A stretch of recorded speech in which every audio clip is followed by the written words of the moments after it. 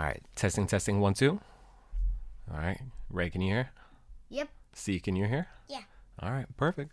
We are here. Well, hello, everybody. I hope you're having a good day whenever you are listening to it. Ray, how you doing? Good. Good? I love it. C, how are you doing? Good.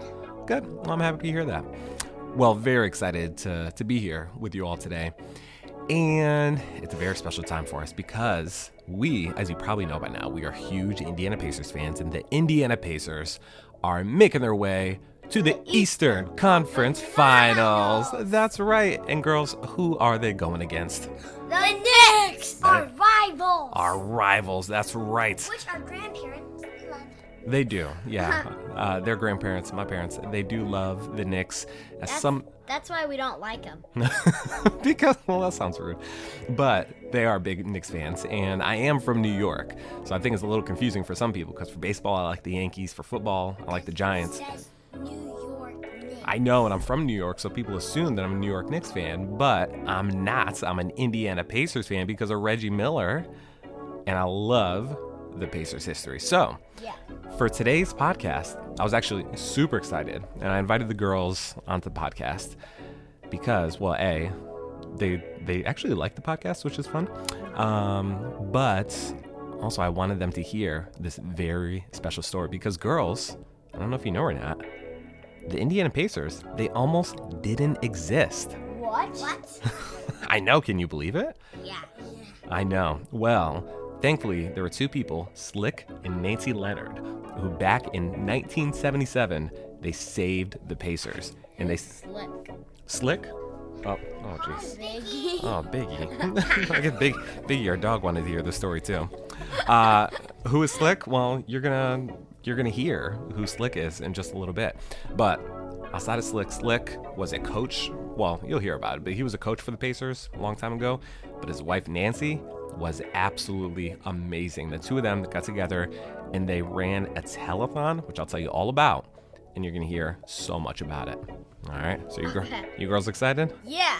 What's a telethon? What's a telethon? Well, a telethon is something you're about to hear about. So I think for now, well, let's just end the intro so we can get started. Yeah. So thank you for being here for another episode of Courtside Forever, because as parents, we've got the best seats in the house. Let's enjoy them. Good job.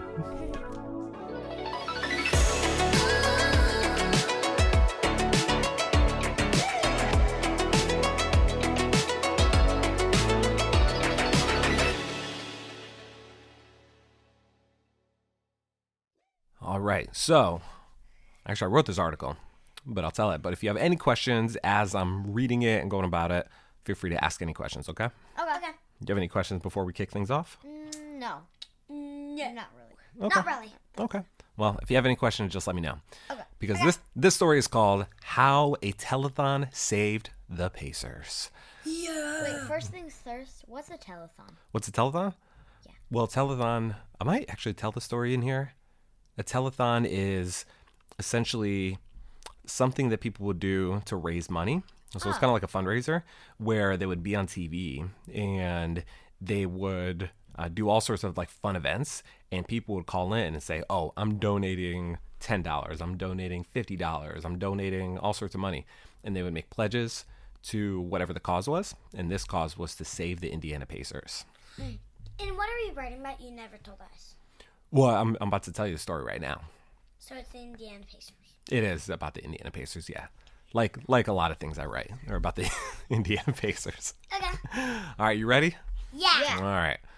Well, girls, the Indiana Pacers, they shouldn't be here. Can you believe that? What? You don't love them? I do love them, but I'm saying they shouldn't be here. But I'm not talking about the team in its current form, but I'm talking about the franchise itself. Now, after forming in 1967 and winning 3 titles in the ABA, do you know what the ABA is?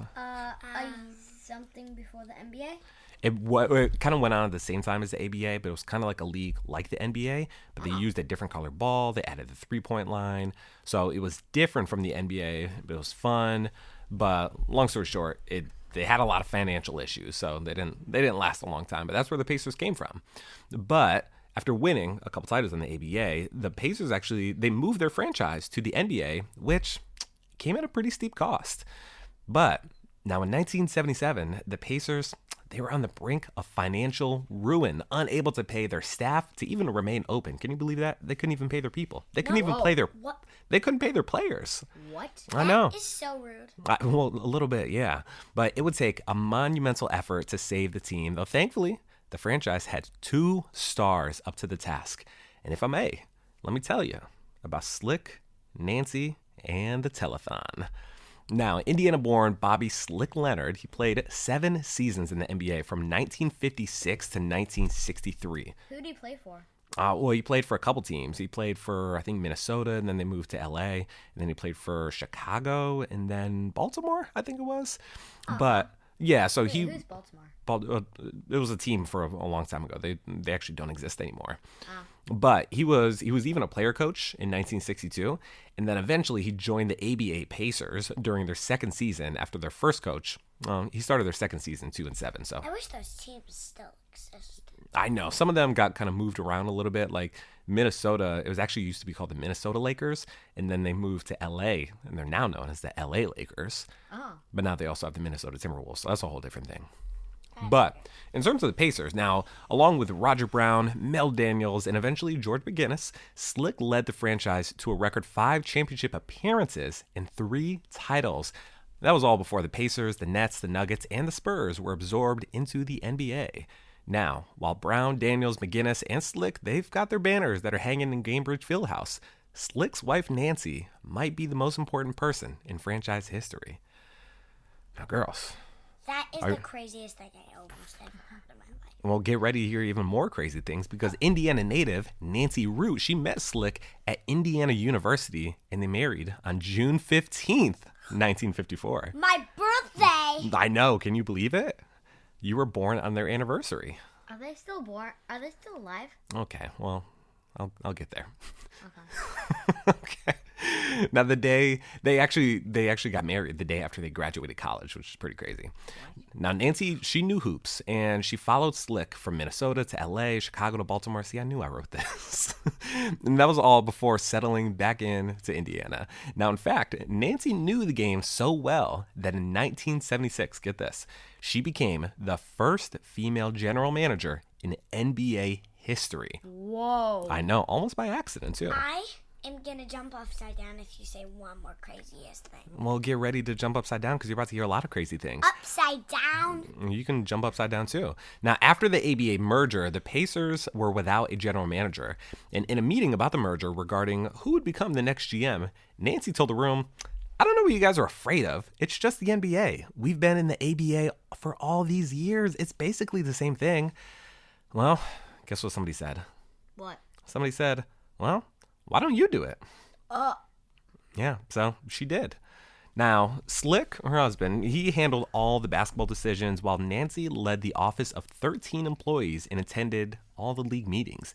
Can you believe the Pacers in 1977, they only had 13 employees for the entire organization. I think they have like hundreds, if not thousands today. What? I know, it's crazy.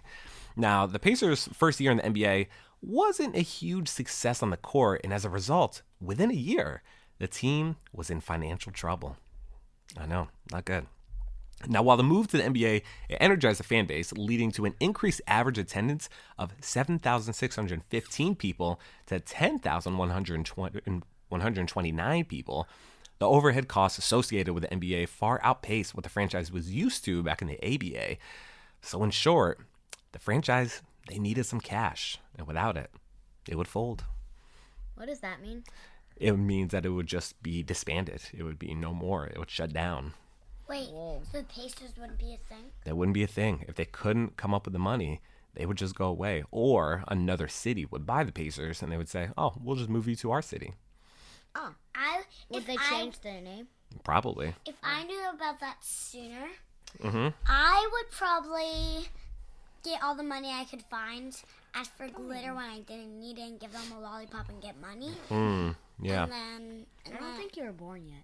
Well, I wasn't even born yet. Well, I would still ask God to give me money. You'd ask God to give you money? I'll have a whole room filled with money and give it all to the Indiana Pacers. That's very kind of you.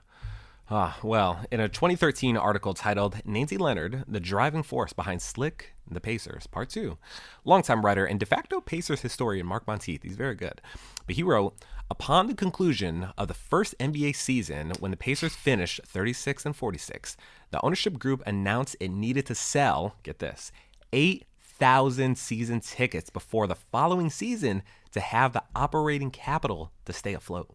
Whoa. I know. Now, according to those who worked for the franchise then, it was a genuine crisis rather than a marketing ploy. The team's credit card had not been paid off and was no longer being accepted. Front office employees, they had gone without paychecks for between 4 and 6 weeks and were working in what Knapp described. To be honest, I don't know who Knapp is. I probably should fix that later, but I didn't write that down. But somebody with the franchise describes as a climate of constant tension and anxiety. Slick was brought in to give a locker room-like pep talk. Now, Knapp, he kept on recalling it as a straight shot of adrenaline. That's how Slick coached. That's how he talked to people. And it was recorded in case players even need to be. Oh, sorry, I'm not reading this correctly, but it was recorded in the case it needed to be replayed to re-energize the troops. And what they mean are the players.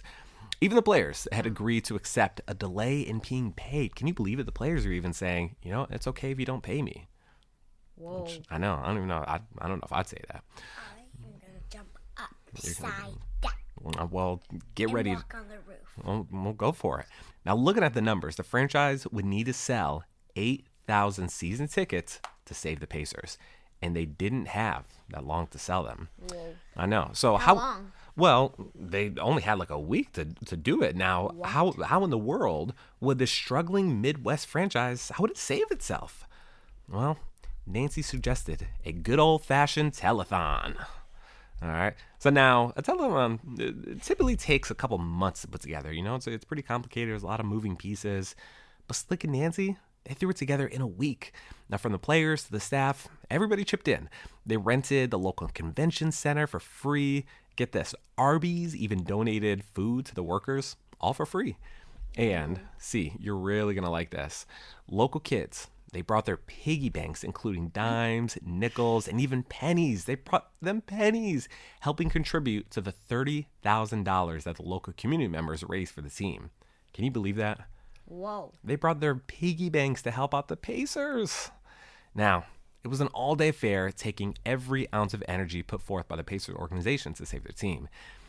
But as they approached their goal, time was running out. And the Pacers, they were making progress.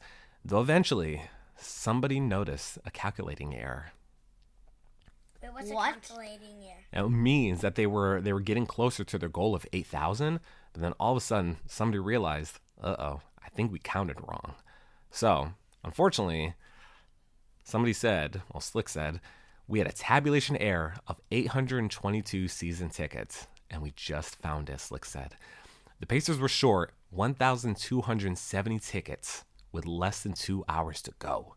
So they had to sell almost 1,300 tickets, season tickets, in less than 2 hours. I know, it was crazy. Now, the Pacers players, they continued to man the phones. They all got on the phones. They said, hey, can you buy tickets? Can you give us money? They did everything they could. Slick continued to motivate the audience as he would his team. Indiana's governor, the Indianapolis mayor, and even Indiana University's Bobby Knight, they all chipped in. Bobby Knight's a really interesting dude. But then, girls, get this. Whoa. Are you ready? Yeah. Lean in with me. Then, with minutes until the telethon was over, an emotional Nancy grabbed the microphone. Bob, she said, we're at 8,028! Woo! That was extra loud. See how loud it is? I know. That was a little loud. I thought you'd be a little more excited about that, but they did it. Yeah. That's huge. The convention room. I know, it was crazy. The convention room, it erupted as fans and staff celebrated another year of Pacers basketball. Sweet Nancy, she buried her head into Slick's chest, overcome with emotions for what they had just accomplished, saving the future of professional sports in Indianapolis, one call at a time. I'm gonna blow my top off. Well, cool your jets so far, because Slick would go on to coach for the Pacers for another 3 seasons before shifting to his iconic role as a Pacers radio analyst in the mid-'80s, popularizing his now famous catchphrase. Do you know what his famous catchphrase is? Boom, baby. That's right. Boom, baby. Boom. You hear me yell like boom, baby anytime they hit a 3? Sometimes. Sometimes. Yeah. Well, Slick Leonard, he made that phrase famous. So that's why I thought it was Reggie Miller. Well, Reggie Miller hit a lot of 3s, so when he would Boom, baby! That's right. So when he would hit a lot of 3s, Slick Leonard would yell out, "Boom, baby!" It was a lot of fun. I know. Now, Nancy, she went on to do real estate in the Indianapolis area, though she remained one of the most dedicated fans in Fieldhouse history, sitting close to the court, cheering on the likes of Reggie Miller, Jermaine O'Neal, Paul George, Victor Oladipo, of course. I know. And more, as Slick called the games from the booth. I know. Can you believe it? Victor Oladipo played with Reggie Miller? No, they didn't play together. I'm just saying, over the course of years, she cheered for all of them. You know? Oh, okay. Yeah, because she's been there for so many games over the past couple decades. Now, in 1983, Herb Simon and his brother Mel, they bought the Indiana Pacers for $11 million. Yet again, saving the franchise from possible relocation. Though Mel passed in 2009, Herb still owns the team along with his son Steve, and according to Forbes, the Pacers franchise now has a value estimated at $2.9 billion. Whoa. I know, it's a little more than $11 million that he bought them for. Crazy. Now, unfortunately, in 2021, after 66 years of marriage, Bobby Slick Leonard passed away. How? Well, he was 88. Oh. Yeah. Okay. But did the girl stay alive? She is still alive. Now, Nancy, she can still be seen at Pacers games, and at the beginning of the 24-25 season, the Pacers, they actually honored the Leonards by featuring Slick's infamous "Boom Baby" catchphrase on all their in-season tournament courts. Well, on their in-season tournament court. Now, not to mention, their marketing department, they actually incorporated Nancy in the video rollout for the court. Girls, I'll have to show you later. It's really cool. What? I know. I probably showed you when it happened, but anyway. And, you know, their G-League team, the Fort Wayne Mad Ants? Yeah. Well, they actually rebranded this year in 2025, and they changed their name to the Noblesville Boom. Whoa. I know. Wait, so the Pacers aren't called the Pacers? No, the Pacers are the Pacers, but their G-League team, they're called the Noblesville Boom. I think I pronounced that correctly. Ooh. Anyway, they call it because they're paying homage to the Leonards for their dedication to the team and for saving the team all those years ago. I know, it's super cool. Now, Tyrese Halliburton, Pascal Siakam, Miles Turner, Obi Toppin, and Rick Carlisle should all get their flowers. Why did you say Manuel was last? Why'd I say Obi Toppin last? Well, I actually didn't have him written down here, but I just said him because you're here. I know. How dare you? Well, I'm saying it because they should all, and Rick Carlisle, everybody on the team, they should all get their flowers for all the work that they've put into this season. Now, watching Aaron Nesmith's put-back dunks and Andrew Nembhard's lockdown defense, it all gets me so hyped, as does Obi Toppin's through the legs, East Bay dunks. It's amazing. I love it. But anytime I see Gainbridge Fieldhouse rocking, whether that's because of a Tyrese Halliburton dime or a Caitlin Clark logo 3, I can't help but think about the Save the Pacers telethon of 1977 that kept Hoosier hysteria alive and well in Indiana. Yeah. I know. You know the players. You know the game. You know about the rivalries that put the Indiana Pacers on the map. But next time you think about the Indiana Pacers, I hope you remember Nancy's perseverance, Slick's passion, and how one couple saved their team and transformed the city of Indianapolis forever. Oh yeah. Oh yeah. Get the drum roll. Get the bum one. All right. Did you like it? Yeah. Oh, I love it. Can you believe that? Isn't that so crazy? Yeah. I know that they got together and they saved their franchise from being relocated. It could have been moved somewhere else. It could have been the Knicks. Well, no, the Knicks they've existed for a long time. Well, regardless, it's super cool to see, just where the Pacers are today. And obviously, as a lot of you know, we're huge Pacers fans. So The Vacaville Chickens. No, it wouldn't have been the Vacaville Chickens. I promise you that. But ultimately, it's really cool to see the Pacers where they are today and where they've come. And who knows what's going to happen next. But I am so excited. Well, cool. Well, girls, any questions about the story that you just heard? Nope. Yes. What's your question? You're right here. There's only 3 of us in this room. Was it was it all about basketball or just the Indiana Pacers? Well, that story was just about the Indiana Pacers, but it's because when they were in the ABA, things were a little bit crazier. And then ultimately, it was the Pacers, the Spurs, the Nets, and the Nuggets. Those 4 teams all got absorbed into the NBA. So the NBA said, all right, cool, like we'll add a couple teams. And there were a couple actually teams from the ABA who did not get absorbed. What were their names? I honestly forget. It was like Virginia Squires. I don't know. I'm messing up. But yeah, there were a couple teams that just disbanded. They just folded, and they didn't go anywhere. Kentucky Colonels, I think, was another one. Did they want to disband, or did they want to go? I don't know. I think it was tough for some of them to keep up financially. So when the teams all came over, they actually had to pay, I think it was $3.5 million to join the NBA. What? And because of that, it took a lot of them a couple years to make some money.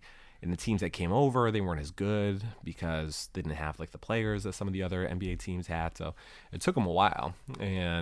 But by now, out of those 4 teams from the ABA who came over, the Spurs have won championships, the Nuggets have won a championship, and the last 2 teams who haven't won an NBA championship is Knicks and Pacers. Nope, Knicks won an NBA championship back in 1973, but the Pacers, yes, and also the Brooklyn Nets. They've never won an NBA championship. Are the Brooklyn Nets in here? In the championship this year? No. Nope. Just the Pacers and the Knicks and the Timberwolves and the Thunder. We're in the Final 4. All right. Ooh. So who do you want to win the Timberwolves and the Thunder? Probably Timberwolves. Probably Timberwolves. I'd like to see Timberwolves and Pacers in the finals. Yeah, that'd be fun. That would be fun. So Is the finals only one game? No, it's a best of 7 series. Dad, the winners, will they go against each other, and then the winner goes is the winner? Well, yeah, the winner of Pacers Knicks will go on to play the winner of Timberwolves Thunder. And then if the Pacers win, then who wins that game, will they all get water dumped? Get water dumped? Yes, they're all going to celebrate big time if the Pacers win the championship. Will you be so loud, like? Will I? I will lose my mind if the Pacers ever win an NBA championship. And I will be looking down at the stairway. Oh yeah, you'll be looking down the stairway. Well, no, you'll be with me if that happens. I will run upstairs because you will be screaming. Yeah. Well, we're all gonna celebrate. I'm gonna pick you 2 up if that ever happens. Big knock on wood here. But if the Pacers win a championship this season, girls, I'm gonna pick both of you up. We're gonna run around the house, the neighborhood maybe. What? I'm gonna lose my mind. But there's a lot of games to play. We gotta win 8 more games before that we can even think about that. We're gonna stay up late until midnight. Probably, yeah. We would party for sure. But anyway, that's all we got for today. So thank you so much for being here for another episode of Courtside Forever. Girls, is there anything you want to say before we get out of here? Thanks for watching. Listening. Yeah, we're not video recording it, thankfully, because none of us look video camera ready. I want to say all the people who listen to this are great. I love you. Aw. That's very kind of you. I agree with that. So anyway, if you like this episode, share it with a friend or 2, and feel free to reach out with any comments or questions. I'm your host, Ryan Rucker, and I appreciate you being here. And as parents, we got the best seats in the house. Let's enjoy them. That's right. Go Pacers! Go Pacers!